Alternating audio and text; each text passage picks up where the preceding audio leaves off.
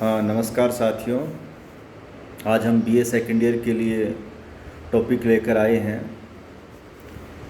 अखिल भारतीय संघ का जो विचार है, ये भारत शासन अधिनियम की एक विशेषता थी। और हमने जब भारत शासन अधिनियम के संबंध में आपसे बात की थी इससे पहले वीडियो में, तो उस समय हमने आपको बताया था कि अखिल भारतीय संघ और प्रांतीय स्वायत्तता इस अधिनियम की तो बड़ी विशेषता थी, और इन दोनों विशेषताओं पर अलग से भी बड़ा प्रश्न पूछा जाता है। इसीलिए हमने अखिल भारतीय संघ को विस्तृत रूप से समझाने के लिए इस वीडियो में आए हैं। थोड़ी बहुत जानकारी तो हमने अखिल भारतीय संघ के बारे में इससे पहले के वीडियो में दी थी, लेकिन हम आपको कुछ दौरान के साथ इस विचार को समझाने की कोशिश करते हैं। दरअसल जिन देशों में विविधता बहुत अधिक होती है, जिनका विस्तृत क्षेत्रफल होता है, उन देशों के लिए संघीय व्यवस्था अमूमन बेहतर मानी जाती है। भारत हमेशा ही एक बहुल सांस्कृतिक देश रहा है। यहाँ विविधताएं बहुत हैं, धर्म के आधार पर भी हैं, जाति के आधार पर भी हैं, भाषा के आधार पर भी हैं, भौगोलिक बनावट के आधार पर भी अलग अलग स्थितियां हैं। तो खान पान, पहनावे या बहुत से आधारों पर हमारे देश में विविधताएं हैं। तो जाहिर है कि इन सब विविधताओं को बनाए रखने में जितनी कामयाब संघीय व्यवस्था का मॉडल रहा है दुनिया में, उतना एकात्मक व्यवस्था का मॉडल नहीं रहा है। इसलिए अधिक विविधताओं वाले और अधिक आबादी और बड़ी भौगोलिक क्षेत्र वाले देशों में अमूमन संघीय व्यवस्था को अपनाया जाता है। चाहे आप उसमें ब्राज़ील का उदाहरण देख सकते हैं, अमेरिका का उदाहरण देख सकते हैं। हालांकि संघीय व्यवस्था का मॉडल कुछ छोटे देशों ने भी अपनाया है, जिनमें स्विट्ज़रलैंड भी शामिल है। ये बात 100% तो सही नहीं है कि, लेकिन मोटे तौर पर हम ऐसा देख रहे हैं। तो भारत में राष्ट्रीय आंदोलन के दौरान भी 1935 के अधिनियम से पहले भी स्वतंत्रता सेनानी जब भी सपनों के भारत की बात करते थे, तो उसमें वो इस बात को भी दोहराते थे कि आने वाले समय में भारत में एक संघीय व्यवस्था के मॉडल को अपनाया जाएगा। और ये भी गौरतलब है कि ब्रिटेन में एकात्मक शासन है, व्यवस्था है, वहाँ संघीय व्यवस्था नहीं है। लेकिन संसदीय व्यवस्था, जहाँ हमने ब्रिटेन से प्रेरित रहे, वो संसदीय व्यवस्था, संघीय व्यवस्था में हम अमेरिका या कनाडा या जो संघीय व्यवस्था वाले देश थे, ऑस्ट्रेलिया, हम उधर आकृष्ट हुए। तो ये सब राष्ट्रीय आंदोलन के दौरान से ही ये चीज़ें महसूस की जा रही थी। राजनीतिक मंचों से इस तरह की आवाज़ें आ रही थी, और उसी को आधार में रखकर ब्रिटिश सरकार ने भारत शासन अधिनियम में अखिल भारतीय संघ का एक प्रावधान किया। अखिल भारतीय संघ का मतलब संघीय व्यवस्था से ही है। उसको अखिल इसलिए भी कह देते हैं कि उसमें जो ब्रिटिश भारत था, उससे बाहर भी जो देसी रियासतें थी, उनको भी संघ में शामिल करने का इसमें प्रावधान किया गया था। उस समय 11 प्रांत होते थे, ब्रिटिश प्रांत, और 2 चीफ कमिश्नरी क्षेत्र होते थे। ये जो 11 प्रांत और 2 चीफ कमिश्नरी क्षेत्र था, ये ब्रिटिश भारत कहलाता था, जिनमें जो ब्रिटिशर्स का, अंग्रेज़ों का सीधा शासन था। यहाँ इनके अपने गवर्नर थे राज प्रांतों में, और इन सब प्रांतों का एक हेड था दिल्ली में, जिसे गवर्नर जनरल कहते थे। लेकिन देसी रियासतों से भी ब्रिटिश सरकार का अपना एक अनुबंध था।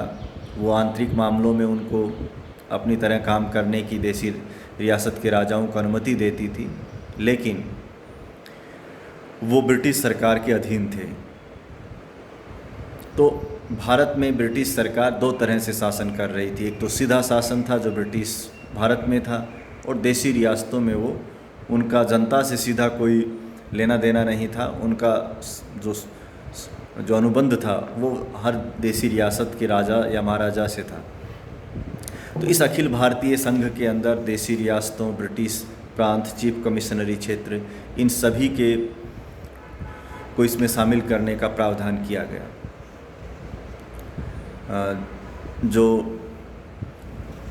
देशी रियासत हैं और चीफ कमिश्नरी क्षेत्र हैं, इनका रियासत में शामिल, इस अखिल भारतीय संघ में शामिल होने की जो शर्तें हैं वो अलग अलग रखी गई। ये कहा गया कि ब्रिटिश प्रांत और दो चीफ कमिश्नरी जो क्षेत्र हैं उनका तो संघ में शामिल होना अनिवार्य है, उनके पास दूसरा कोई विकल्प नहीं होगा।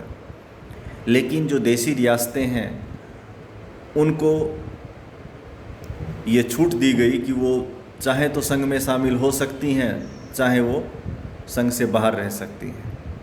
जो देशी रियासत संघ में शामिल होना चाहेगी उसे एक विलय पत्र या प्रवेश पत्र टाइप में है, जो डॉक्यूमेंट ऑफ असेसन है कोई, जैसे बाद में जो देशी रियासतें भारत के साथ शामिल हुई थी उसी तरह का एक डॉक्यूमेंट्स था, उसको भरकर देना होता था। और उसके बाद जो गवर्नर है या जो उसकी जर्नल है वो आगे कार्रवाई करता था।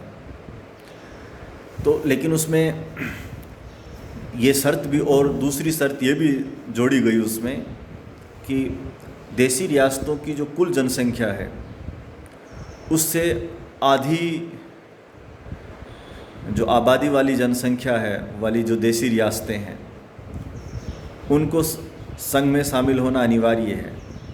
यानी कि माना कि देशी रियासतों की कुल आबादी 1 करोड़ है, हालांकि एक ऐसा नहीं, मोटा आंकड़ा, एक छोटा उदाहरण दे के बता रहा हूँ।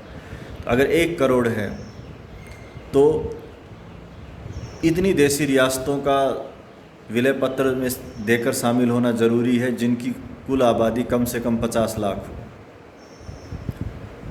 भले देशी रियासतों की संख्या कम ज़्यादा हो सकती है, लेकिन उनकी कुल आबादी है वो 50 लाख से कम नहीं होनी चाहिए। तो जाहिर है कि देशी रियासतों का ये जो मापदंड है ये पूरा नहीं हुआ और ये अखिल भारतीय संघ कभी अस्तित्व में नहीं आया। फिर भी इसकी कुछ बातें लागू रही जिसमें और प्रावधान थे। इसी जो अखिल भारतीय संघ में जो शक्तियों का विभाजन किया गया, यानी कि राज्य सूची के विषय और संघ सूची के जो विषय हैं वो बनाए गए, और इसमें एक संघीय न्यायालय का प्रावधान किया गया था जिसकी विशेषताएं हैं।